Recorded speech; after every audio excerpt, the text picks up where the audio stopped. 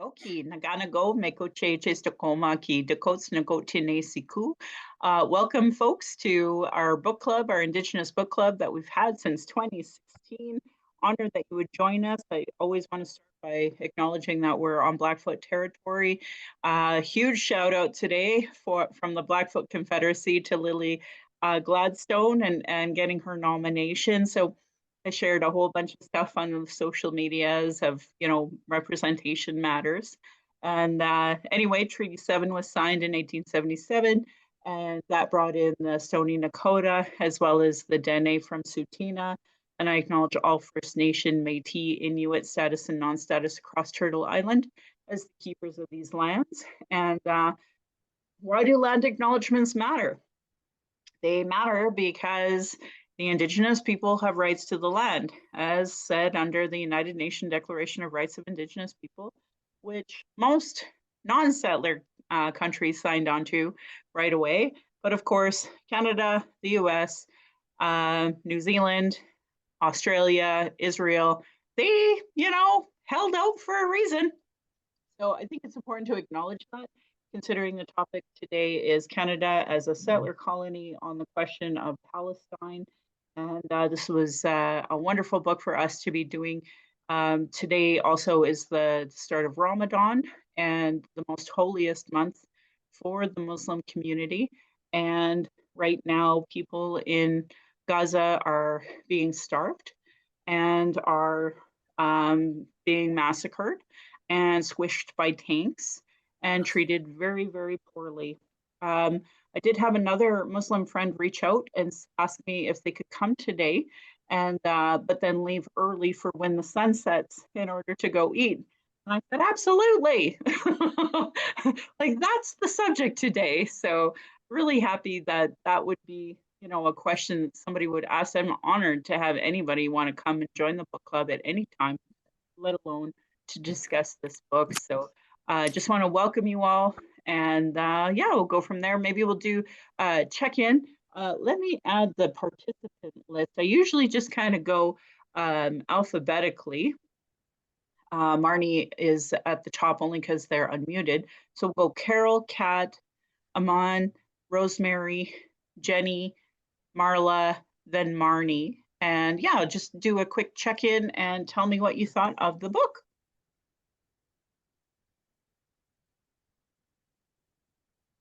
So I should just say I'm on Treaty 7 in Calgary. My pronouns are she and her. And I really appreciated this book. And I had a hard time with the font because I have a visual thing. So I'm not quite finished. But I always appreciate when people can put things together in a way I wouldn't have thought to. And it's clear to me that there's a very good outline of a process that everyone uses to colonize others. And the process includes dehumanizing, what's the, what am I, they Dehumanizing. dehumanizing, God. I know you know that word, Carol. I knew it. I do know that all the that time word, now but too. yeah, and like the racism, that and then the dispossession of lands, and then the taking over the culture and the various things that they use. When we see Israel, they're starving people. Sir John A. Macdonald starved people. And so this is the same thing that's happening in Gaza. I am sick to my stomach about this. And like this book is one of these illuminators, Michelle. So you learn something and you come away, and this big myth that in Canada we're so great, right? We got a lot of work to do. And like the more I read, the more upsetting I found it. But again, just really appreciated how they pull it all together, all the evidence they give, the factual information, and they draw the parallels. And you can now I look at it with around the world, and I can see it happening in a lot of places. This is that recipe that was cooked up, I suspect, like way back when colonization first began, and it's been so successful that it's being repeated over and over again. So I'll let someone else talk, but I really appreciated this book. Carol, I'm really glad you said that. I think it's really important to acknowledge that the play book has been there. The Balfour Declaration is what started this. Another goddamn Brit who thought they had the right to make a declaration, and everybody just start following it. So back to Britain, you know, I don't know how they have gotten away with all of the genocide and harm that they have caused globally, but here we are. So I appreciate you, you know, just being totally honest that it was an eye opener for you. I feel like for the last 10 years, I've been screaming it into a void and people not really getting it. And now I feel like people get it. And it's really clear on social media, people get it. So I'm just glad that more and more people are seeing it. And yeah, go ahead, Kat. Hello, everyone. I'm Kat. I use she, her, they, them pronouns. I am also on Treaty 7 territory. I wanted to say hello to Iman, who is new today. And that was a little bit about me. I am a bit sad that in all the 5 years I've been with your book club, I have not completed reading this book, but I did get a lot out of it, what I did read. And actually, after, being part of this book club for 5 years and running my own, it actually confirmed a lot of things that you've taught us, that the Palestinians have been telling us too. So my big takeaway is, or a takeaway is the the weight of settler colonialism on white people is something we don't realize, how damaging it is to us as the oppressors, to our health, to our souls. It's just exhausting keeping these systems going. So we should stop it. And also the media obviously plays a big part in how Palestinians are seen and the racism against them. That's also a continuation of colonialism too, is just basically not being fair and balanced in reporting about people and dehumanizing them, as Carol was saying as well. So that's all I'm going to say for the moment. Thank you, Kat. Mom, would you like to introduce yourself to us all? Hi, yes, I am also on Treaty 7 territory, and my name is Iman Bukhari. She, her pronouns. New here, really excited. Thanks for allowing me to only stick for the half because I am fasting today. It's the first day. I was thinking it would be tomorrow, but whatever, it happened today. Yeah, this book, I will admit I have not finished it. I have little ones that are incredibly intense, for lack of better words, so it's quite hard to do any type of reading with them. So I have a long way to go. I won't even pretend that I'm halfway through. But a very good book, and recently came out October 2023, correct? Like I think that's what I read. And it's just it's a bit traumatic. Like I'm not Palestinian, but even just seeing images and then reading the book and then knowing Canada's history, it's I really have no idea how the world is running, like especially North America in particular, or all lands that are stolen. Like everybody's just pretending none of this is happening when it's happening in front of our eyes. And it's exactly as somebody had said, a blueprint, right? Like it's happened to so many places. It continues to happen. And even today, I know, Michelle, you posted and some of our volunteers posted about the 3 Indigenous girls that were missing and then found in writing teens when they're, 10, 11 years old. So the continuous idea of that dehumanizing, making them look older than they are, taking away, they're erasing their childhood continuously. And we see this with Black girls as well as other people of color continuously. So it's when you pay attention, you just see so much. And right now it's kind of hard not to pay attention. Like it's just in your face. So I'm I'm very shocked when I meet people every day, like at my daughter's daycare or preschool. And it's like people don't even know what's going on. So I'm just kind of shocked. I mean, if you don't know what's going on in Palestine, people are talking about Congo as well. People are talking about Haiti now as well. So I'm just very confused about reality right now. I feel like I'm living in a different world. I don't know if other people feel this way, but I I completely feel like we're not living in reality. Yeah. I want to amplify what you're saying. Like, I don't want you to feel alone. I think most of the people that are in this book club, um, the question, how are you doing, is such a loaded question because how do you answer, oh, I'm witnessing genocide at multiple fronts, and be okay? Right? So like here you are safe. You know that we are all very aware.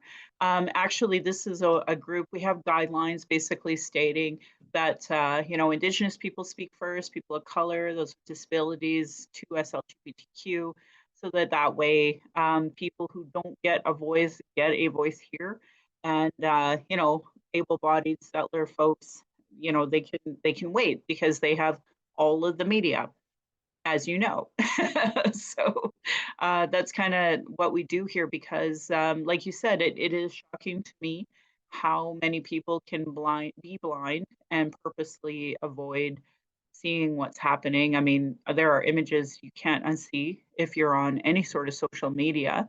Even yesterday with the awards show, there was 1,000 people outside of there being beaten by the LAPD for protesting for Palestine, right? So to me, I think you have to be willfully blind to not see it. You have to be willfully blind to not be aware of what's happening. And you did mention Haiti. That's another place that I I used to be a part of the truther world, and so I have a few folks that are still in that world.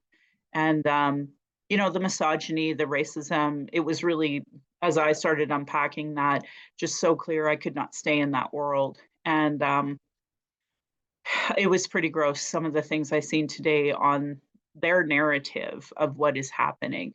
And they're basically just perpetuating, we hate blacks and they're killing themselves. That narrative, that's what's going on in the so-called old truth movement that I felt was really taken over by outsiders, foreign interference. But prior to the Truth and Reconciliation Commission, that was the only place that we could talk about. No, this happened as Indian residential school survivors. This had happened. This had happened. Canada was like, pish posh, dumb Indian, quit talking. Right? That was so the truther world was the only place that we could talk about those things. And anyway, seeing their narratives on everything, like the Alex Jones world, that whole world, watching their bullshit has been really horrible to watch because like it is absolutely dehumanizing in that conspiracy world right now, and no care about the actual human rights of anybody, right? And in fact, worse, mocking it, making fun of it, like you see Zionism making fun of the Palestinians on all the social media right now. So and ironically, that whole world knows that Mossad, 10 years ago was funding all of these troll and bot accounts, but yet here they are doing it. So I've always felt that, the Alex Jones and the, We Are Changes, they were infiltrated, and now there's no humanization of anyone, and it's painful. And then of course the mainstream media, they're just in another world, and it's hard. I am happy to see some of the equity deserving groups that have been let go by media actually starting their own podcasts, starting their own channels, and being able to follow them. Like I think of Rachel Gilmore, for example, and how great her information has been. So, it's hard because now we have to really pick and choose where our media comes from. And I do, anyway, I'm really off on a tangent here about media representation. So I appreciate you. And I hope you feel validated, because this is the place that we know this is happening, this is real, and human rights matter. And we just can't tolerate looking away.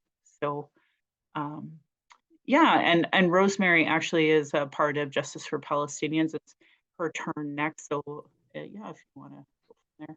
Yeah, thank you, Michelle. Yeah, you've said so many words that have just triggered things, of that willful, I call it willful ignorance of what's going on in the world. And how we break through that, I don't know. As you know, I wasn't able to read the book. I'm working on getting programs that are going to help me read these things, by the way. But, I think, you talked about the Balfour Declaration, but then, of course, you have all of the pressures to create Israel, right, in 48. And it's like a confluence of British imperialism and US imperialism. And if it wasn't for US imperialism and the billions and billions of dollars the US supplies Israel every year, they wouldn't exist. And I hope some of the chapters in the book talked about that. It was such a deliberate policy on the part of the US to create a state that would advance its interests in the Middle East, in one way or another. So I've been a solidarity activist with Palestine since the late 70s, on and off. It hasn't been consistent. Justice for Palestinians has been around since 2009.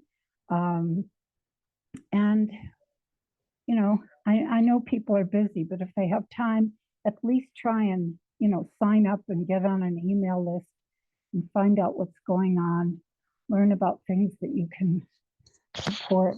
And I'm so excited that this book has come out, because it's so necessary to draw these parallels between struggles. And I know for a long time,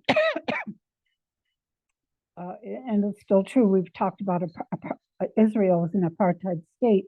We did a lot of work drawing parallels between what used to be apartheid South Africa and apartheid Israel.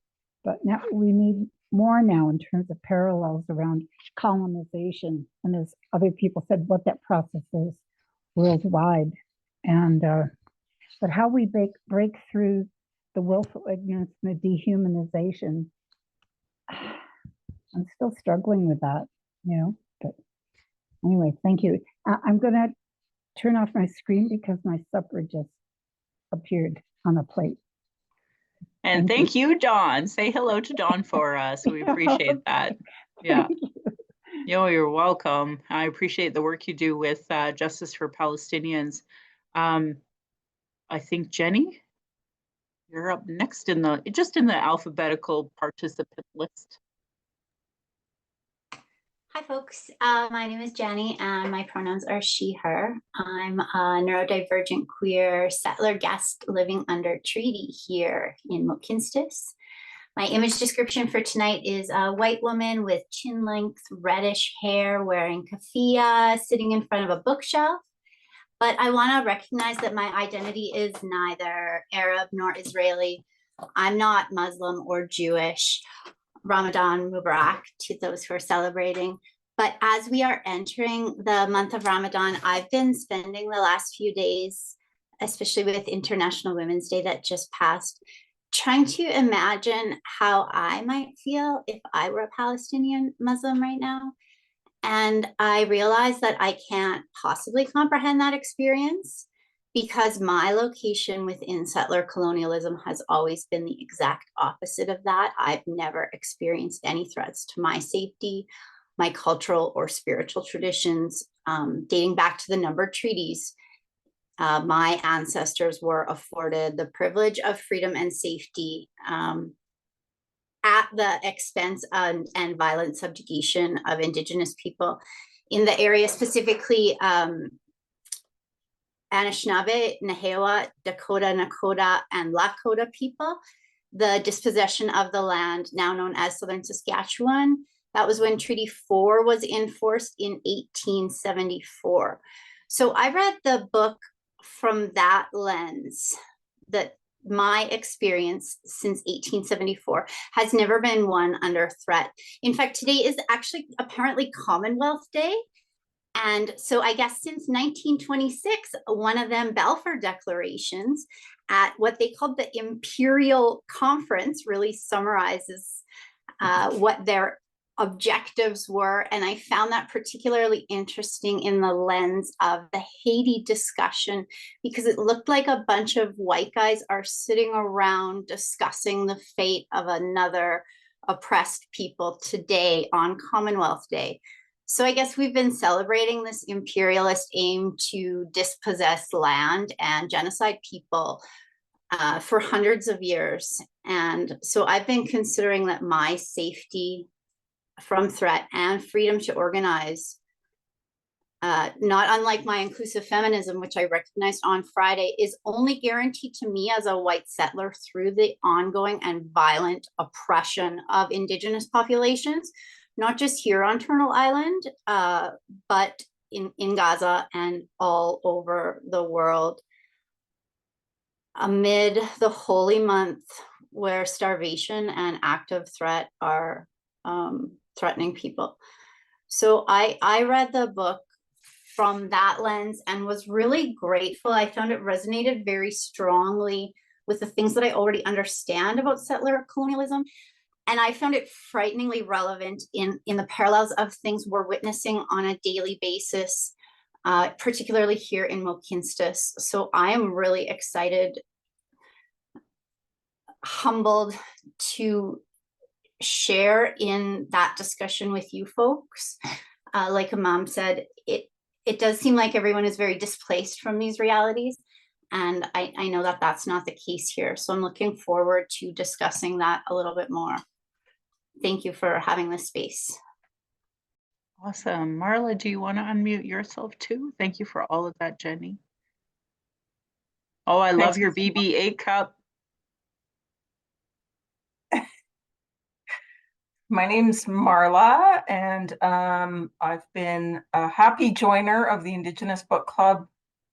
I think this is my second year, just barely. I'm a baby in the Indigenous Book Club. I'm a settler on Treaty 7 territory, born and raised here, Indian, Punjabi descent, and German and Austrian descent on my mom's side. Many generations settled through the US and Canada, and my dad's side was first generation coming to the US, then being put into the army to fight for the US with no citizenship provided, not speaking the language. And anyway, eventually he left due to racism in the States, and I don't know how much better he fared in Canada, but anyway, this book, as I was reading through it, I thought you could almost, in most circumstances, put the word Indigenous in place of Palestinian, and it would be like exactly what's been playing out here. So I think it was really well done the way they laid that out. And I think if you are not willfully ignorant, it is an enlightening read. I liked a lot of the themes that were presented. I was really, there was a gentleman, Hadawi, that when he talked about sort of the hope of being able to move the needle a bit, when he was talking about, because he had lived experience of going through the Nakba and being kicked out, and back in the 70s, starting to be able to move the needle, although of course, where did that go? Yeah, that seems to sort of disappeared in a way. But that was, I think, the one hopeful part of the book that possibly we have it in us to get back there again. I don't know what it'll take as a society and as a community at large. And then there's a gentleman talking about not being asked in the workplace, worrying about your family while wartime is going on, and never really being asked about it, showing up for work exhausted because you're worried about, are you going to hear from your family? Can you hear from your family? And nobody even knowing or really caring what's happening. I think those were a couple of things that really stuck with me. Yeah, and then in the news they're talking about building that island. What did they call it? An aid island or something off of the coast of Gaza. And I was like, what? So of course it's good to get aid to people, but you're willing to do that and yet not challenge Israel on anything, in any front, is just mind-blowing how we're okay with that. Yeah. I had a couple other thoughts here. Sorry, I wrote some stuff down. I was reading this one on my phone because I'm a big library user and you can't get this at the library, and I found it very hard to absorb things that way. Oh, Michelle, you were mentioning media, and now we have to seek it out. In some ways, I'm kind of happy about that, because at least you're getting a little more unfiltered view of things, versus, a particular slant all the time in the Canadian media that we seem to get. Yeah, and I was also thinking about, as everyone was talking, was there was an article not that long ago in the New York Times about Netanyahu funding Hamas to intentionally, create disorder. And I thought that was going to blow up, and there was nothing. It was crickets. It was crickets. And one last thought. I remember a couple of years ago going to the public library and watching a movie on the wall, to separate Palestinians. But it was interesting because while it was a very good movie, it was also like hand drawings in black and white, pencil. And I thought that's so interesting, because is it trying to sort of make things more comfortable for, those of us that don't understand the situation, or, we can't bear to see like the reality of actual photos and things. That movie has stayed with me a long time, and sort of why they chose to depict it that way. Yeah, and I'm gonna sign up for that mailing list. Thanks, Rosemary. It's so lovely to see you. I haven't seen you for a long time.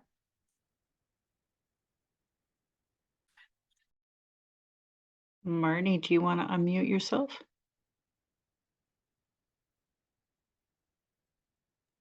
Thank you, Hi, Marla, for folks. all of that. Hi, my name's Marnie, she, her pronouns. I too live here in Treaty 7. And I belong to several different groups, and they all either meet on Monday or Thursday, so I just bang into all the time. So I'm glad to be here tonight. I have not read the book because I'm number 5 on hold at the library. I was a lot more than that, but I'm still number 5. So I will get to it. But Palestine has been dear to me for a long time. My mom spent time there as a child, and because her dad worked there in the colonial system. And so I grew up strongly anti-Zionist because of he was there during the Nakba and what he saw. And yeah, and so my family's been friends with Palestinian folks for a long time, and in various places. One of the things that I recognize now is that the anti-Zionism that I sort of absorbed as a child without knowing I was, or without having that language for it, is more deeply informed now that I understand about settler colonialism. And that learning is new for me, as with so many other white folks who are settlers. It's only been about 10 years that I've started to understand things from this perspective. And it's now really coming to me that's what's happening there. So I hear people rebelling against the thought, and it's pretty obvious to me. And I don't know her name. I only know her tagline on, or whatever that's called, on Instagram. It's co_culture, I think. And she's Indigenous, I think, from the Pacific Islands somewhere. And she talks about what we're witnessing in Gaza being the level of annihilation required to rip a people from their land.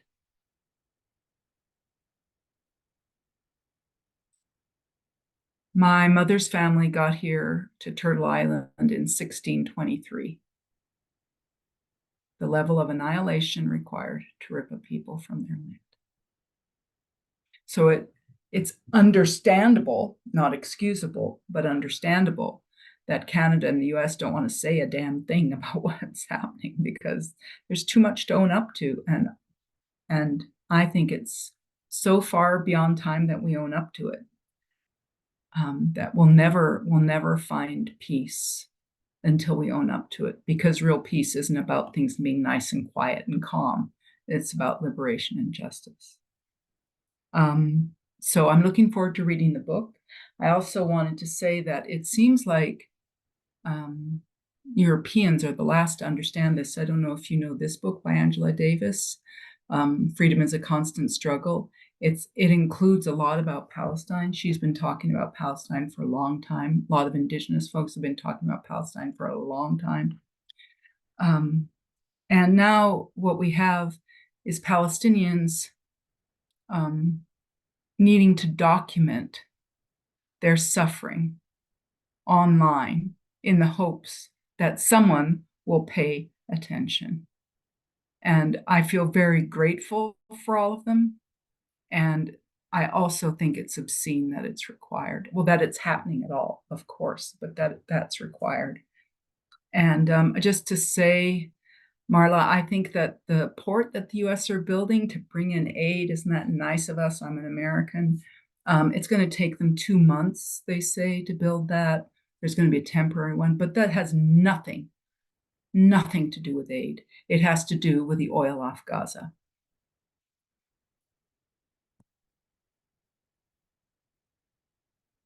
So as an American citizen in November, I get to choose between Trump and Biden. Yeah, it's pretty, speaking of obscenities, yeah. One last thing about being an American. So Nancy Pelosi used to be the Speaker of the House, big time Democrat, very important person. She talked about protesters being Russian plants, because the agenda for anti-Israel agenda is a Russian agenda. And I've been thinking about political interference in elections. Hundreds of thousands of dollars to virtually every politician in the United States, and probably many of them in Canada, coming from Israel. It seems to me that we have had foreign interference in our elections for decades. Yepers. That was a big conversation about the truth movement, actually, was exactly that conversation, how every politician is paid off. And you see it right now, especially with everything happening. Aman, I invite you to unmute, and please chime in as you choose between here and when the sun sets. Please feel free to. And I seen a few folks commenting in the comments section, and I always appreciate those conversations too. I just thought, for folks who haven't had a chance to read it or haven't even got a chance to get it yet. Oh, I will say, when I was at Shelf Life Books, I seen a whole section. So like, imagine this wonderful book times like 5. There was at least 5 other books about Palestine on the subject of settler colonialism. So, you know, if I had more time, I absolutely would have bought them all. But if there's one thing I've learned about the book club is how much time I actually have to read. So there's no point in buying books that I don't have time to read. So anyway, I just wanted to throw that out there because I thought it was important for us to have, you know, other varied conversations. But this one is one of my favorite ones. Well, first and foremost, it's edited by one of our profs right here at Mount Royal. And because of the awful conflict, or I'm sorry, the awful genocide happening in Gaza right now, he's actually getting a lot of attention for you know, what he has to put out there. And the fact that Mount Royal hasn't fired him yet is shocking. I'm waiting for it, frankly. Right now, we've seen so many academics getting fired for having a pro-Palestine stance and it being construed as anti-Semitism when there's a lot of Jews speaking out saying what they're doing is actual anti-Semitism because it's conflating politics with religion. And at the end of the day, Zionism is politics. Whereas I think everyone in this room would be the first to speak out if we seen any sort of attack on the Jewish population, ideology, etc. So I think it's really sad that the average person can figure that out, and yet the media, both the Western media in general, I'll just say, you know, is constantly trying to play a narrative that we all know is false when it comes to anti-Semitism. And quite frankly, the one-sidedness, like you're seeing Zionists with nail guns and saying deaths to all Palestinians, and no media will bat an eye at that, and neither will the police for that matter. And back to the police. Let's have a conversation. So the other day, on Saturday, when we had our action, there was a gentleman who was unloading, you know, speakers, things like that, banners, and apparently he had a tire up on the curb. So the Calgary police took that as an opportunity to ticket him. Even though he was in a loading zone, they just took the opportunity because, you know, the convoy literally was parking hot tubs on sidewalks and nobody got a ticket, certainly no violence. And here we are. I made a point, I was asked to do the opening prayer, and I was honored to do so, as I always am whenever I'm asked to do it. They actually gifted me sage from Palestine. I don't even know how to talk about that. Their soil is being absolutely pulverized, ruined. Israel is burning their thousands of year old olive trees that have sustained families for thousands of years, and they gave me Palestinian sage. I've never been gifted something so precious before. I couldn't believe it. So that was kind of a big deal for me. I'm still trying to try get it together, girl. Anyway, I made a point to talk about rights of an individual when being approached by police. And I made a point to say that Taylor McNally, who is defending herself now in the courts, has asked anyone who has footage of that event that happened where the Calgary police got very brutal with the Palestinian march and allegedly beat up a pregnant woman. And we've seen them beat up the poor kid. Like, I've seen this kid. I know he's doesn't fit with all my human rights ideology when it comes to us LGBTQ. The kid did get shot by the Israelis in the leg and now has been beaten up by the Calgary police. So, you know, I definitely have a lot of grace for this poor kid and all of the colonial violence and trauma that he's had to endure. You know, and everyone's seen it. And it was on multiple videos. So anyway, Taylor is asking for those videos. If you have a chance, you can also forward to Stop the Stack YYC. They've been actively naming, giving the badge numbers of these horrible police that, you know, one other thing I'm going to bring up real quick is that on Twitter, there is a former human resources civilian. Her name is Angela Whitney, and she has been very clear about how horrible the bullying, misogyny, sexual harassment is in the Calgary Police Service and how abhorrent it is. And, you know, at the end of the day, they are sexualizing every single Calgarian that they come across with the question, would you? Implying, would you sleep with them? So today, out of all days, and I'll kind of talk about what Aman spoke about earlier, you know, these young Indigenous girls were missing and they named them teens.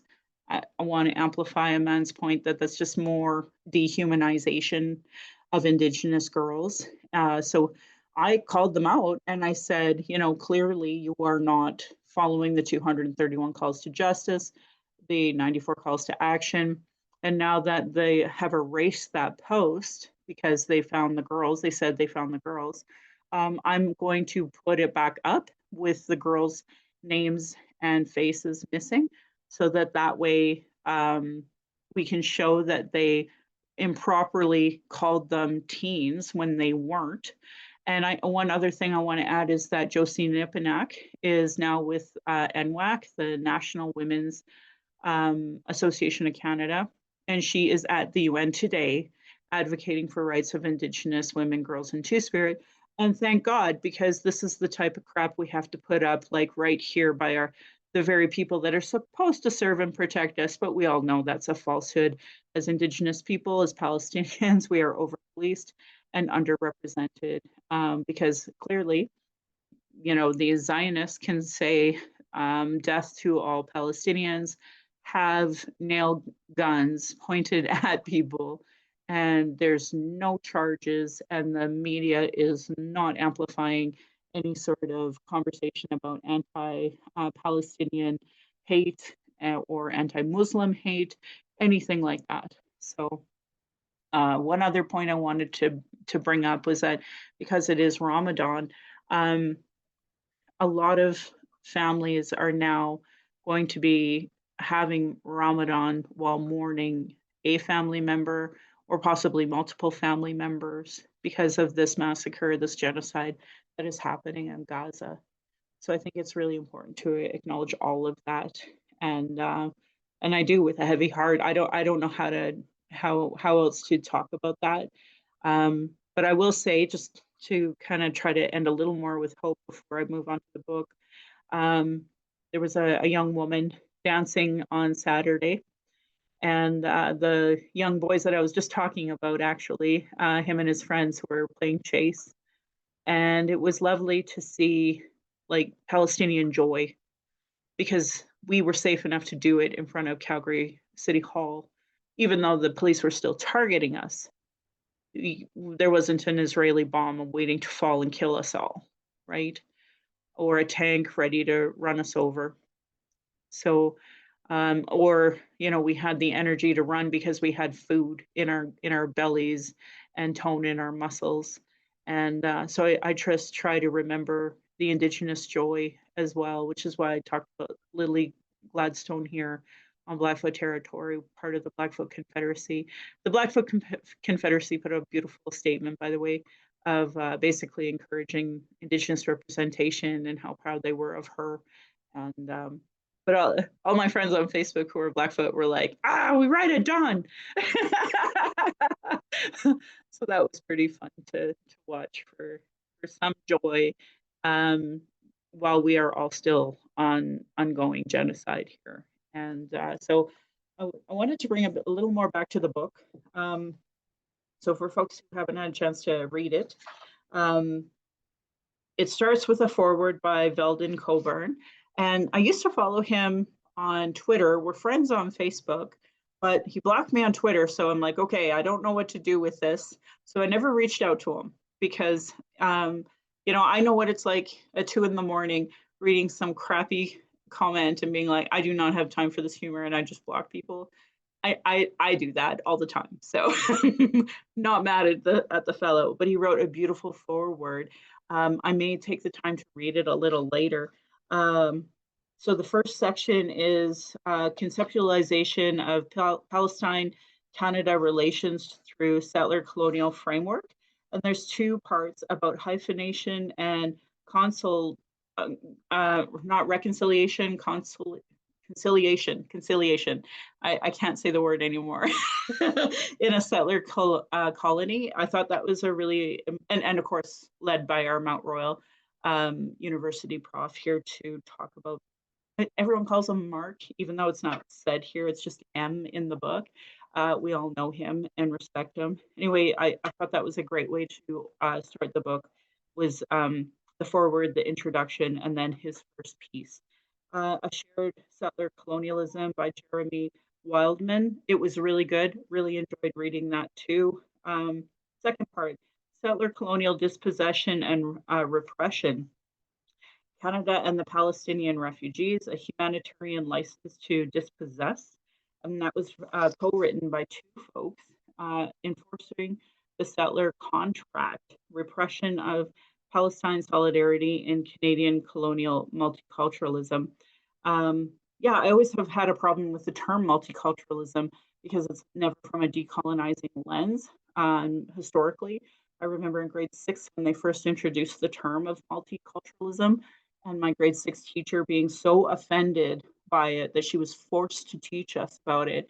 So I tried to really probe her and ask her, what is this word that's so horrible? And I won't say her name because I really didn't like her and she really did not like me. And I think that might be another example in retrospect of me hyper fixating on something, for some undiagnosed ADHD or autism that nobody wants to talk about in the family. Anyway, yeah, so the term multiculturalism has always been a kind of a trigger word for me where I want to punch in the face. So, but at least this is very clear talking about colonization. Section 3 of the book, Canada's Policies and Perpetuation of Settler Colonial Domination, Canada's Role in the People-to-People Program, Critical Assessment, Aid for Peace Revisited, A New Paradigm for Understanding Conflict and Development by Nadia Zahar. The fourth one, Restricting the Public Debate on Palestine. And obviously we've talked a lot about this part already. Palestinian Images, Israeli Narratives, Radio Canada coverage of the 2014 war on Gaza. This one particular, man, if there were a few friends of ours that we see on Saturdays that I wish would just read this section and be here for that conversation, because we went through it, Rosemary and I, for sure. And, seeing the unfair balance that you see now today, but the difference is, I think that there is a huge change in public opinion and public support that we never seen in 2014. So anyway, I really enjoyed that. Canada's Israel lobby and the Palestinians. Now this is back to the conversation of funding. Yeah, Marnie, you touched on it, the amount of money that goes into our politicians and the concept of foreign interference. That's why I get really upset with the anti-Asian hate that we're seeing about China. That China interference that Trump started, now that we're seeing here in Canada. We've always had foreign interference.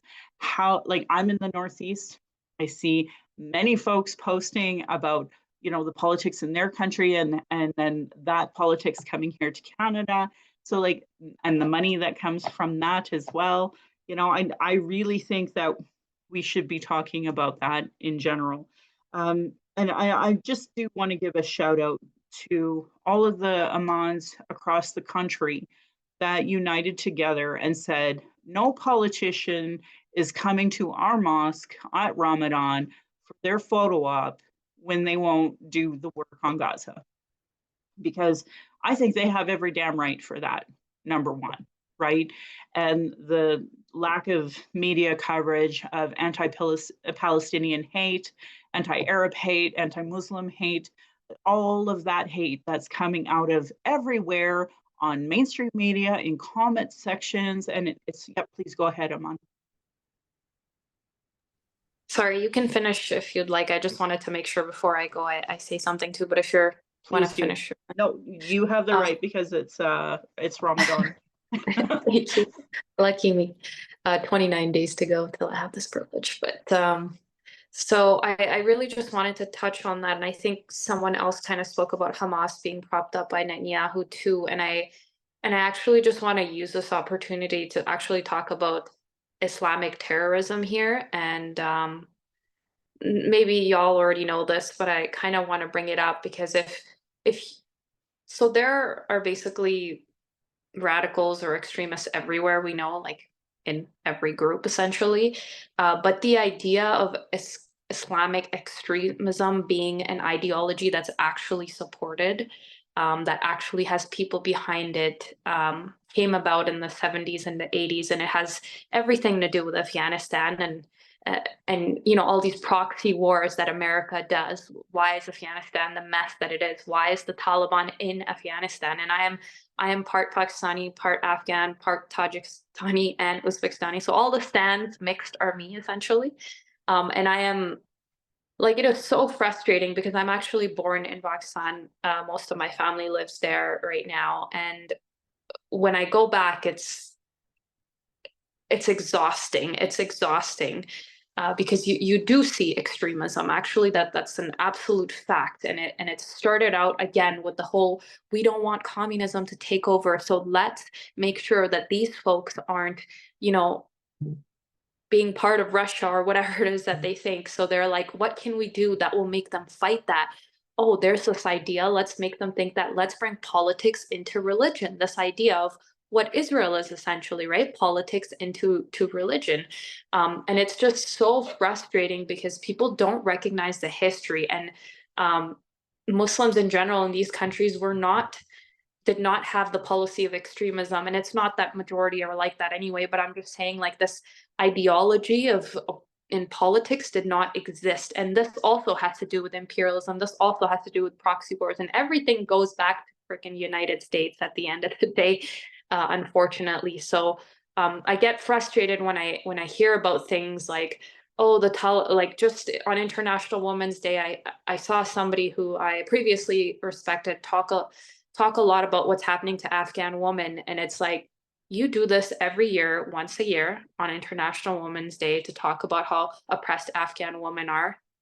Yes, the Taliban is disgusting and cruel, but you only talk about it once a year. You do nothing but post on it once a year. And you're also doing it right now at a time when you know that Islamophobia is very high and you're not at all. And then she started comparing it to Iran, and it really frustrated me because the Iranian regime is very different than the Afghan Taliban extremism, and they're like that for different reasons.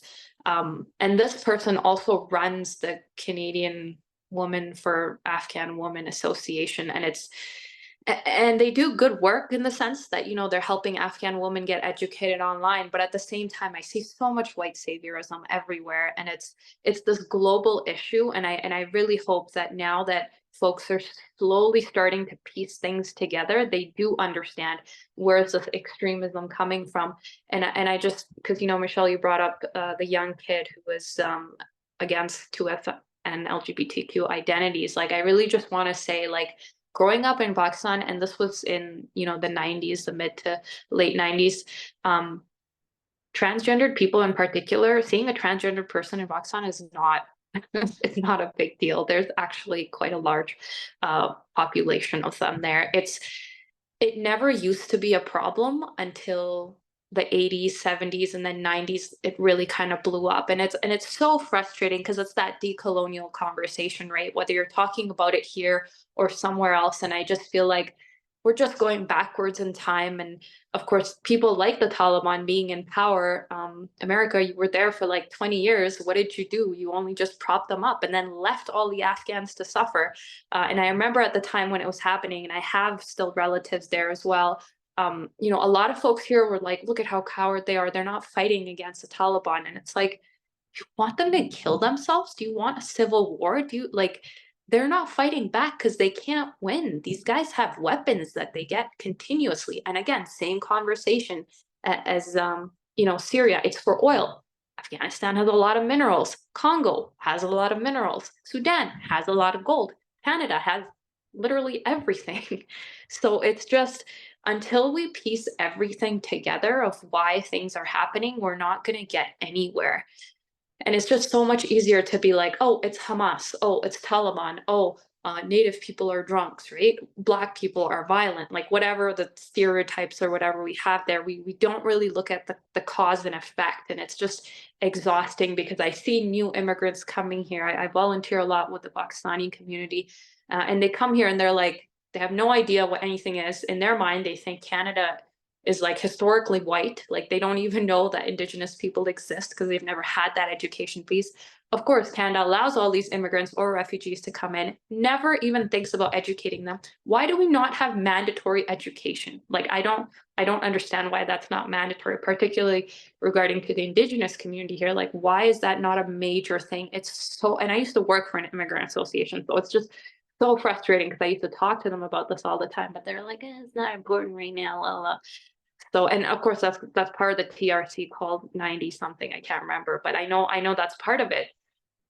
My cousins just came 2 years ago, and my little niece, like she already knows like stereotypes about Indigenous people, and I was just like, where did you, like, she's 10 or 11 something like that. I'm like, where did you learn this? Like, it's when I was young, this was very common, but I was honestly under the impression that it was a little bit better. You know, it's 2024 now. I didn't think it was as bad, but honestly, it's the same. I know more people are having these conversations, but it's frustrating that, you know, I came here 20 years ago as an immigrant. Fast forward 20 years, my niece comes here as a 10-year-old, and it's been 2 years that she's here, and there's still these stereotypes about natives being drunk and like whatever else out there, and no historical context. Like, sorry, I went on a rant, but I'm just frustrated at how we just can't move ahead in life.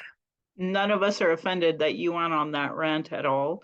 And it's empowering for us to hear your point of view.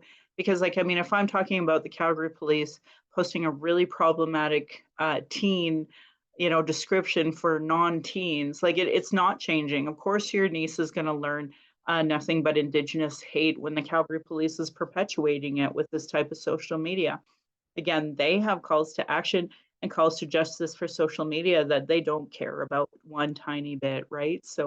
Um, so yeah, you're right, and yeah, you are right that 93 and 94 are for education for new immigrants, new Canadians, but there is no movement on that because for the same reasons that we see settler colonialism everywhere, if they legitimize our existence, then they actually don't sleep well at night.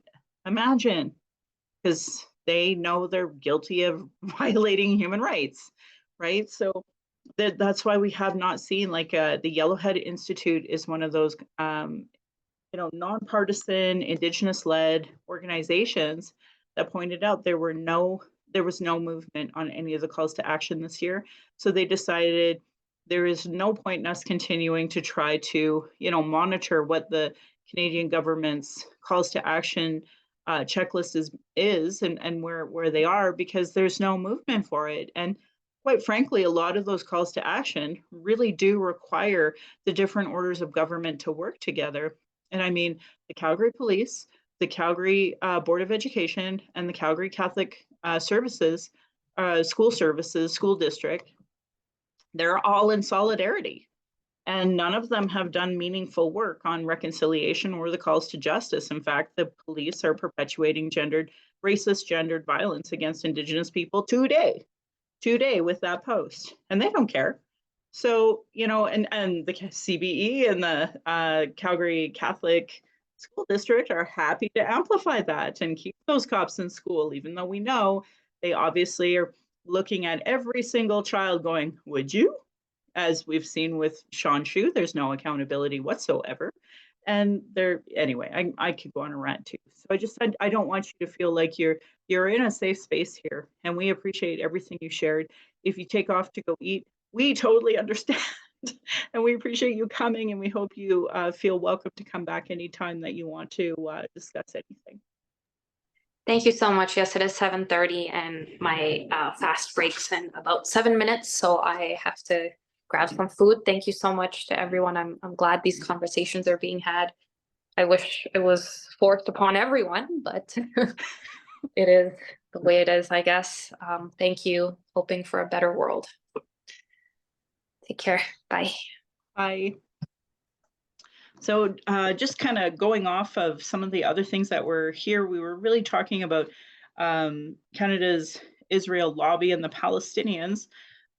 Section 5 is Palestinian life and activism in Canada, exclusion and exile, the identity of working class Palestinians in Canada, and then Palestinian organizations in Ottawa, understanding communities in practice.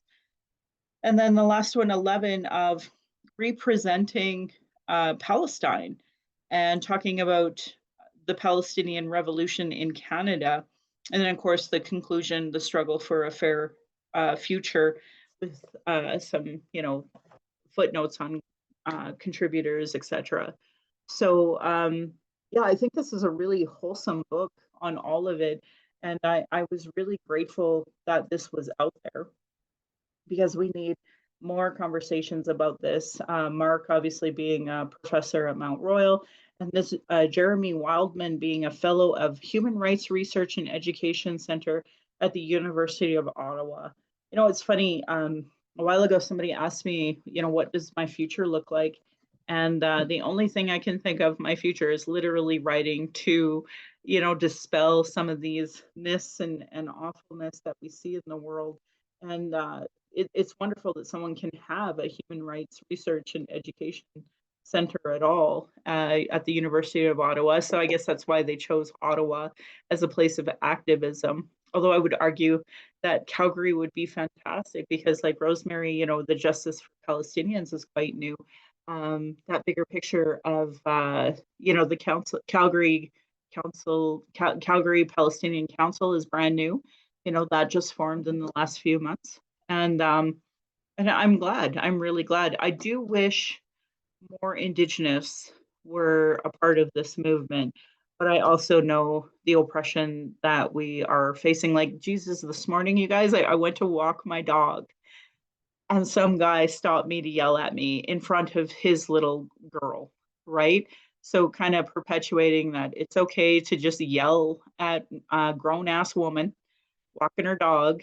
And, and he was ridiculous too. And then, was entitled to park in a no stopping loading zone in front of a school, just like a total arrogant jerk he is. So it's just interesting, the policing of women. And like, I didn't even leave my neighborhood, right? Just looking like this, just regular Michelle walking. I have to get stopped by some jerk and being treated poorly. That is just every single day in this stupid city. And that was before I even seen the Calgary police post what they posted about those young women or young girls. So frustrating, my friends.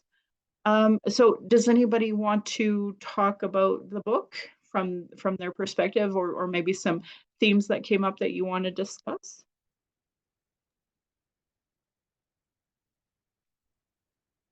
I see a hands up. I don't see mics off, and I don't see conversation. Okay, well, here we go. I'm really slow today.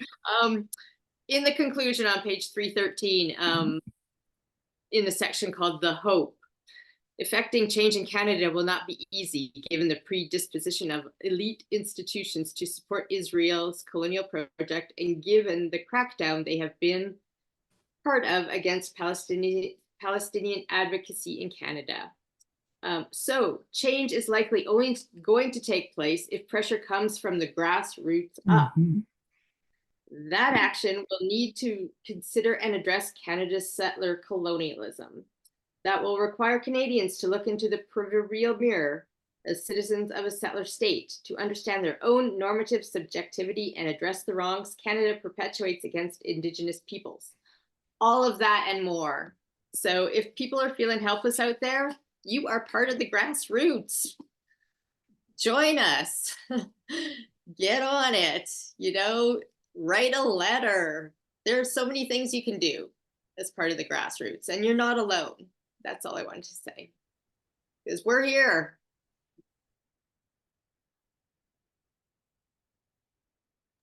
Go ahead, Carol.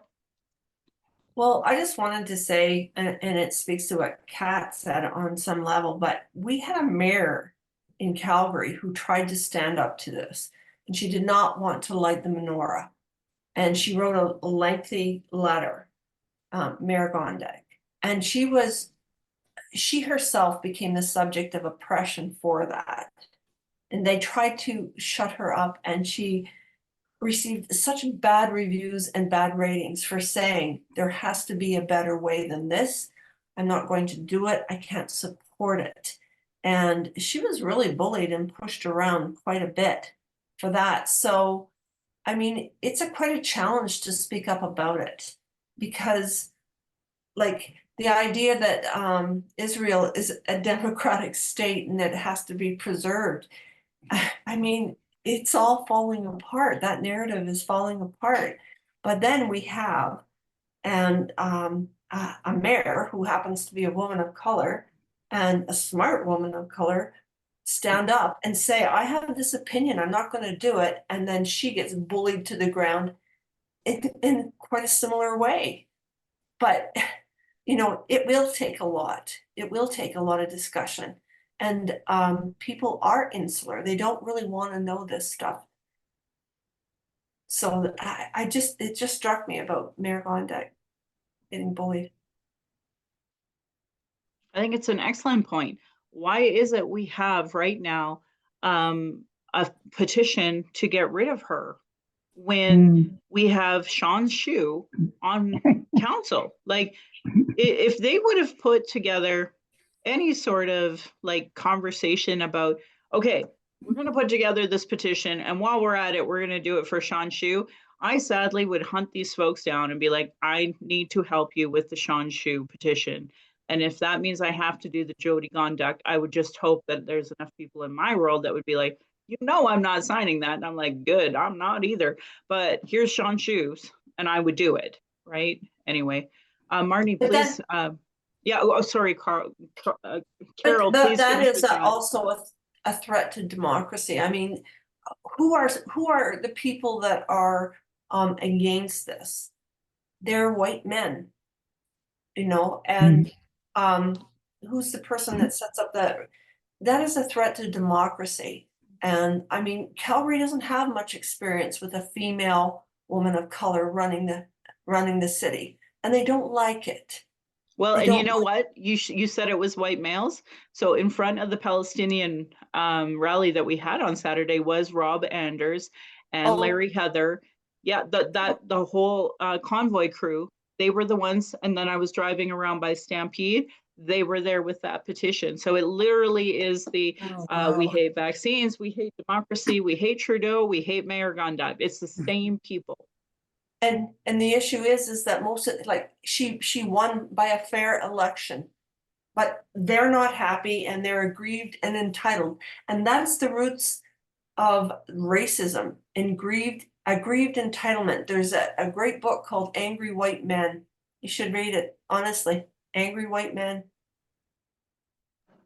Excellent. Marnie, please go ahead. And speaking of that, Carol, have you read the book White Women? Because white women are at least as guilty as white men. So we need to, it's very important as white women that we are aware of the power of perspective that we bring and the racism that we bring to bear in our daily activities. So white men, yes, but white women also. And I think it's been easy for me in my life to think, oh, well, I'm not that bad because I'm a woman, and therefore I've been sort of suppressed by being a woman. But actually, I've realized that's a load of rubbish, and I have to be very aware of my white woman. Racism is very powerful. You were talking about the grassroots years, I mean, like 40 years ago or more in Chicago. I was on a bus, and a guy came on the bus. It was summer. He had on a T-shirt. And it was a little sketchy thing of grass. And he said, I am the grassroots. I've always loved that shirt. I am the grassroots. You know, the narrative of democracy falling apart, that's what I'm being faced with as an American voter, right? If I vote for for Trump, or which I wouldn't, but if I don't vote for Biden, then I'm voting to end democracy. And yet when I hear what Indigenous friends and Black friends have gone through in the States, it's never been a democracy for them anyway.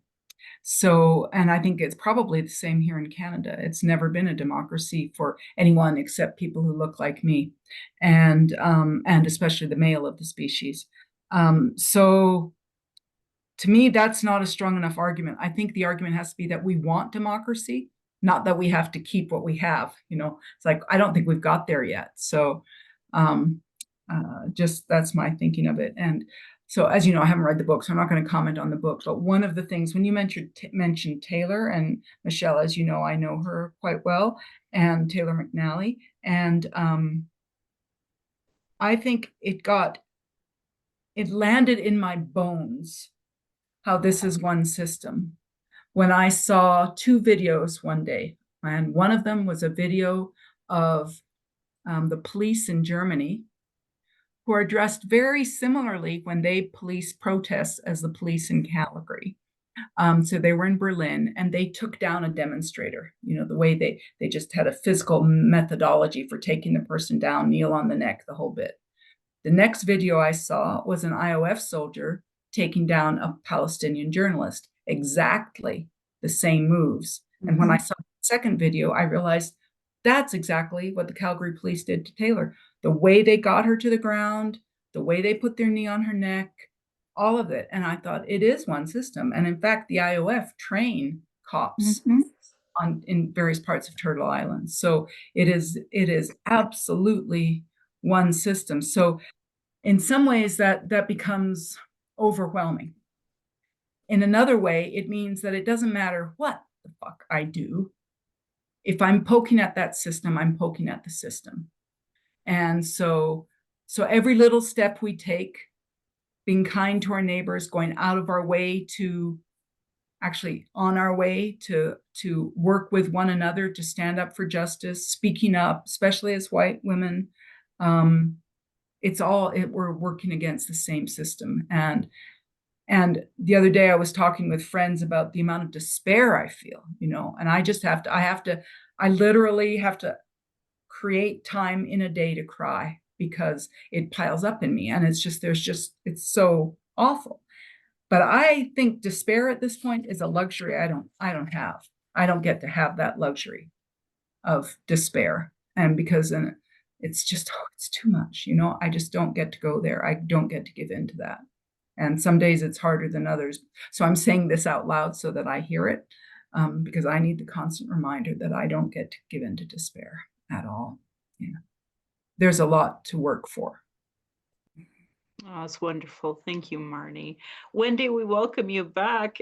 Rosemary, do you want to chime in, and then we'll have Wendy take the floor? Sure. First, I want to apologize for not sharing my pronouns, she and her, and acknowledging that I'm here in Mohkinstsis on Treaty 7 land as an uninvited guest. I wanted to follow up on that narrative of that somehow this is a religious conflict rather than a political conflict. And one way to try and break that open is to acknowledge that there are Palestinian Christians in Palestine, in Gaza, who are also losing their lives. And a hopeful sign of things changing is that there are several ministers from the United Church, and I think maybe an Anglican church, I'm not sure. And on the 27th, they're holding a conversation based on an interview that's going to be YouTubed in with a Christian Palestinian in Gaza to talk about what's happening there. And I think it could be a very powerful. My mother was a retired English teacher who taught English as a second language afterwards. And she only worked with one family, and they were a Christian Palestinian family. And they really impacted her. And this is a woman who had always she'd been very careful to teach me about anti-Semitism and how it was wrong in terms of books she gave me to read and discussions she had. And after meeting this family and hearing their stories, she announced to my relatives one day at a family event that she said, you know, if I were in Palestine, I would be a member of the PLO.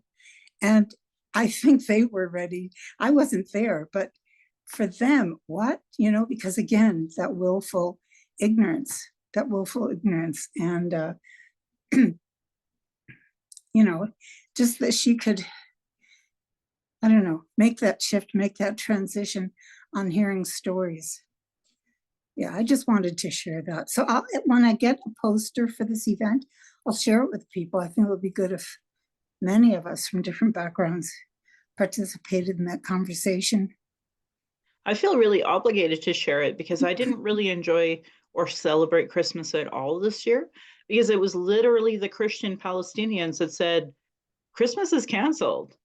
Like and it was interesting watching the Western narrative that no, it's not canceled. It's like, yeah, you literally have Christian churches telling you from Palestine, literally where Jesus was supposedly born, that they're done. And you're gonna fight this narrative and pretend like they didn't say that? Like it was beyond disgusting to me. So I think I might end up going to this just to hear it. But I did want to bring up one other point, and I learned this during the Syrian refugee presentations that were going on by CCIS, so the Calgary Catholic Immigration Service. They purposely bring in 50% Christians across the globe to perpetuate that Christian white supremacy here. So even if you're brown, as long as you're Christian, you will have a 50-50 chance of coming here. So that way you always have at least 50% of the population as Christian, right? And Canada was built on Christian white supremacy. So it's a really important point that in Canada, as long as you are Christian, and that's why we brought in flooded from Ukraine, because they're typically Christians, right? So we can have an unlimited number of Christians come in, but if we're going to bring in Syrians, so like 90% of Syria is Muslim. So there's only 10% that are Christian. And we brought 50% of Syrians in here were Christian to keep and maintain the Christian numbers here in Canada. You know, anyway, Wendy, I want to give you the floor. Thanks so much. And sorry to miss the beginning of the conversation. Wanted to catch as much as I could today though. And I'm about 3/4 of the way through the book. It didn't arrive till the end of last week for me, but I think just my biggest takeaway was how important and helpful it was to think about issues of colonialism and settler states outside of Canada's circumstances. Like, so I appreciated that a lot about the book, but I found it unraveled for me a lot that I don't know, because there was just all those decades. And so it left me thinking a lot about 1947 and onward, just left me thinking about that quite a lot. And I'm still digesting some of the chapters. So, but I take it that we had lots of that discussion probably earlier. Looking forward to hearing the rest of that conversation that you've already had. And I think, you know, I do find this learning that I was doing within the book is a lot of what I notice in myself as I listen to news reports or see any content related to Israel and Palestine. Is I feel like I'm still figuring out enough. So I'm kind of in the listening mode with all of that, which is really challenging because I know also watching the horrors that are going on is feels like not the best time to just be listening. But it is certainly where I am, and I notice that is where I am reading this book as well as what I'm watching in terms of content. So I don't have a lot more to say, but I would like to listen to others and what your thoughts are. But certainly, as with all books, it helps me remember where I am in my own learning. I think, Marnie, you said it really well, of just that building my understanding of what it means to be a white woman means I haven't spent my lifetime having to face these issues. So I think that's where I am with this book, and not a lot of deep thoughts today, other than I have lots more to understand. But definitely could see the resonance with what I have learned already about Canada, and just the choices that we've made over time. But I do feel like, and I don't know, maybe this got talked about earlier in the conversation, I feel like there are some distinct parallels, but also some distinct differences, and it's kind of like different points in time that we are in the trajectory of how this plays out. And so I guess what I hope by the time I finish the book and digest what others have said as well is what are the learnings that Canada can be taking from this moment in time that allow us to make better decisions of what's happening in the world around us right here, as well as what statements and steps we take for people in other places in the world as well. So that's where I'm hoping my learning takes me. And definitely just felt it reminded me of how much I don't know. Thanks. It's interesting you posed the question about what Canada can learn.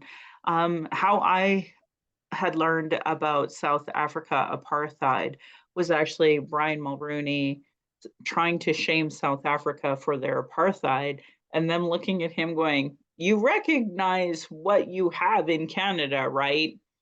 And I think it's important to mention as all the flags are down as he just passed away, and then of course South Africa did all that fantastic work, but they have also done the fantastic work of trying to take Israel to the international courts about their human rights and war crimes against Palestine, but also the occupation in general. Like that was in motion before October 7th was taking Israel to court over occupation of Palestine. So, what can Canada learn from it? Has Canada really learned? Because like just earlier we were discussing, Wendy, how the Yellowhead Institute decided that they will no longer try to track Canada's Truth and Reconciliation Commission calls to action as a checklist in progress because they did nothing over the course of 1 year. And at that rate, I can't remember what they said, how many, years it would be with the like two they had already done, how long it would take Canada to move forward with reconciliation. So, I'm not sure Canada really gets it, but the very last chapter is kind of more of a, paradigm of hope. So it ends on that positive, moving forward kind of concept. But I would also say that just for me, earlier in the conversation, I had talked about how I was watching these young Palestinian kids at the rally on Saturday playing chase, and how there was a young woman there dancing. And I think, for me as an Indigenous person, undergoing constant genocide, seeing Lily Gladstone do well, these are moments of joy we have to amplify. And two, I hope a takeaway that people understand from all of this is that the Western media, they're literally like, we've talked about this a million times, but I'm just going to emphasize it one more time. We have talked about the calls to action for media and social media. We've talked about it for the calls to justice. However, I don't know if people are seeing that the Palestinians as the Indigenous people and their media needs to be amplified, right? Because all we get is Israeli narrative from the Western media. So, if we're serious about having, a real conversation, then there should be balance. As many times as there's anti-Semitism, which I absolutely agree, there is a huge rise in anti-Semitism, legitimate anti-Semitism. I've seen it in the truther movement, especially. It was literally just anti-Jew is what it became. There is huge hate against Palestinians, against Muslims, and against the Arab world, and against brown people in general. So, and we had a guest earlier a new member, and she had spoken about this as well, about the rise in hate against brown people since the 70s, 80s, and such. how the Taliban and Israel and the US created all of this so-called Islamic terrorism, which she said and admitted is absolutely real if you're there, no question. It's just that bigger picture that, and we talked about it in the 9/11 truth movement before it became really anti-Semitic. That's not true. It was kind of always anti-Semitic, and I kind of fit in there like a dirty shirt because I'm from Alberta and so used to hearing anti-Semitism. Anyway, that bigger picture of money going into the military industrial complex, funding all of this hate and it continuing and perpetuating all for, whether Congo's resources, Palestinian oil, gas, it's always in North America, all of the resources, as Amon said, that bigger picture that it's that constant military industrial complex forcing hate, forcing narratives in the media. So we as people, now I would say in public opinion that we're seeing a huge shift of understanding and empathy for Palestinians that I don't know if I've seen in my lifetime, but I'd love to hear from you all. And one other thing I want to throw at you, if you can stay past 8, if you can't, I understand, the topic of Aaron Bushnell, which is a hard conversation to have. So invite anyone to unmute themselves and talk about those things in the way they'd like to talk about it. Okay, and then I'll just say I give absolutely nobody permission at any point in time to set themselves on fire for the cause of Indigenous people in Canada. I think as somebody who runs the book club and the Reconciliation Action Group, I said it yesterday at the Reconciliation Action Group, and I'll say it today at our book club. Like, you do not have my permission to set yourself on fire. So maybe you have other Indigenous peoples, not mine. So anyway, anybody have anything else they'd like to add about any of that, please feel free to unmute. Just want to give my heartfelt gratitude to you again for running this book club and all the energy you put into it and all your teachings and your boundless energy for so many causes. You are an inspiration. So thank you so much. Mm-hmm. Well, that's kind. Thank you, Kat. And for choosing really good books. I mean, these are really good books you're choosing. That's great. So this one in particular, I think it was Rosemary that had suggested it. No, I don't think so. Somebody had suggested it and I was like, yeah, that's a great book. And this would have been, I don't know, November, October. And I'm like, man, I got to do this one. Maybe I seen it on Twitter, so I just put it on my list. And that's sometimes what I do. I just see like, oh, I really want that book. I really want to read that book. And I'll grab it from Twitter and put it into a list. And then whatever I get for Christmas from my family, that usually becomes the January book list. So one big concern I have, for Palestine is that people are very moved, right? Like in 2014 and 2008, and now, I mean, this horrific genocide. And some people are moving to an understanding of what's going on. But my fear is that if this current phase of the genocide is over, that people just kind of settle back. And it's just like, when they uncovered the bodies of the children at Kamloops, right? At big protests, people in tears, but then where are they for all the other work that needs to be done? So I guess what keeps going through my mind is how do we move that along? Yeah. great question. Well, Michelle, I want to say, like, when you recommend books, I read books, and then I send these books to other people. Because that's what I mail them to them, and I give them to my neighbors, and I think that's what we need to do. And I'm a letter writer. I'm a letter writer. And how I'm not picking rocks on the southern slopes of the Rockies in an orange jumpsuit at this point in my life. I don't know. But every voice counts, and you have to write to your members of parliament. You have to write to your politicians, because they, like, if you don't, they don't know. They pretend they know, but they don't really know. And I will get responses back. So I'll write. I wrote to Jody Gondek about how I supported what she did, because it's wrong. It's wrong. And so we think we're powerless, or we think we can't continue the momentum, but we can. Words, written words, are powerful. You would be surprised, the people, the politicians that have responded to me. Like, I'm shocked. But write a letter. Let them know what you think. If you don't, and don't take a pat answer, because I'll write them right back. No, no. So if I don't show up here one night, come looking for me. I have another Indigenous activist, and she's very strong on the topic of human trafficking and MMIW.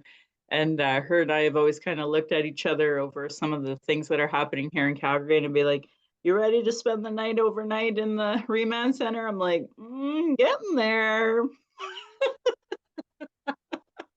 So I feel you, Carol. And honestly, with the Palestinian issue right now, I can't understand why people aren't locking arms in front of like a Lockheed Martin, and the trains coming out of Lockheed Martin, and the trucks coming out of Lockheed Martin. These are organizations that have been on my hate list for a long time, because they are the ones causing this human suffering so badly.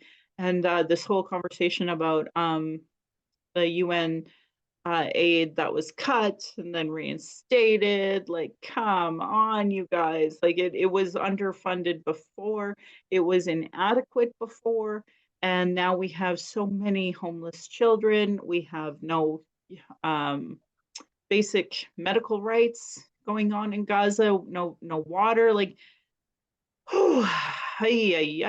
and people are gonna move on. I really liked what Rosemary said about, we can't just move on. We have to continue to encourage people. And Carol, I appreciate you suggesting letter writing, because as Kat and Rosemary know, in the Reconciliation Action Group, like, that's literally what we focus on, is that letter writing, those campaigns. So anyone who's not following the Reconciliation Action Group, please do. Please get on our email list so that you can see the work we're doing, and maybe those letters can be aided together. Go ahead, Jenny. I want to echo what Kat and Marnie said, and build on what Carol said, because I think we can do more and need to right now than letter writing. Like Rosemary said, people forget easily. And as we've discussed earlier, our media and the Israel lobby, which you'll read about in chapter 8, great chapter, are poised and funded and designed to help us have this collective amnesia, and to help us separate the issues of settler colonialism. But like Kat said, it's us right here at the grassroots who are already doing this work. So we are the best poised, because we already have an understanding about settler colonialism and are having these conversations, to continue to have these conversations and put them in that context, but also to encourage people to go a step further. Because like Marnie said, the same politicization, the same police force and militarization that's being used in other parts of the world are absolutely being used here in Calgary to suppress dissent or any Palestinian activism. And they're getting away with it very effectively, because our activists are so easy to target and single out. Several of them are racialized, like Taylor and Adora, and are actively subject to police brutality through stacking charges. Another activist has also been subject to stacked charges, and he himself was apparently stopped by police. So police asked him to stop attending the protest this week with a large group that he had organized to bring to the movement. So we need bigger numbers is the only solution that I can find. And where white bodies, particularly the bodies of white women, can be helpful here, I think, is in front of the racialized and otherwise oppressed activists who are becoming easy for police to target and single out. So I would challenge all of us to absolutely continue with our letter writing, but also ask ourselves, how can we use our privilege, use the benefit that we have as white settlers, which again comes explicitly at the subjugation of Indigenous peoples on this land that we're sitting on. How can we use that privilege to act in the streets and advance this movement that speaks out against settler colonialism? And it's an uncomfortable conversation, but during the month of Ramadan, while Muslims are actively fasting, I can eat. And so I want to do service in other ways. And I think that's where I have found this conversation tonight really helpful, is in challenging me to ask, how can I do that? Wonderful. Thank you, Jenny. I can't recommend Sami Obed enough. He's a comedian out of the States. And today he put out a skit from actually November where he talked about Ramadan, and he talked about, oh, you're going to cut off our food and our water? Bitch, we've been training for this our entire lives, you know, like, so it's quite funny, right? He really, I keep telling him every time I comment, you're doing God's work. And he always likes my comments because I do feel like he is trying to educate through humor. You know, I really do appreciate the arts for being able to convey sometimes, whether it's through an art piece, whether it's through activism, whether it's through poem, whether it's through humor, you know, that they can educate. Because I do admit, self-admit, I'm quite intense, and you know, I try to insert humor here and there, but like Sami, that's his literal job, is comedy. And I have come across a few other Muslim TikTokers and such that try to show the humor as well of the ridiculousness. As they, like, I really feel like that Indigenous humor that's sometimes pretty dark, I see it in the Palestinians and relate to it in that way. So, you know, if you're ever feeling really down, one, remember you're not Palestinian, right? Unfortunately, that's a big privilege, and that bigger picture, that that continual mourning. You know, I see it here in the Indigenous community, the constant mourning of family members of lost loved ones. And Rosemary actually said at last night's Reconciliation Action Group that she had attended the blanket ceremony done by one of our Blackfoot families here, the Yellowhorn McLeod family. And, you know, it was really powerful for the daughter to say, we don't get to turn it off.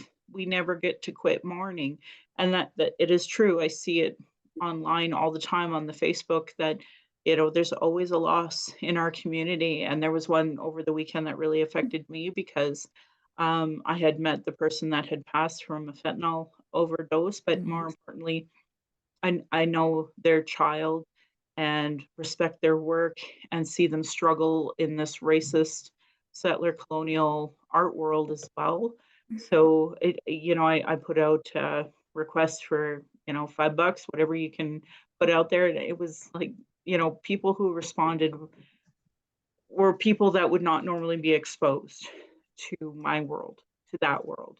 And so I just, you know, there's always humor, there's always art, there's, was it Banksy? You know, there's always somebody out there somewhere trying to encapsulate this, poems, all sorts of literature, obviously. So read that last chapter.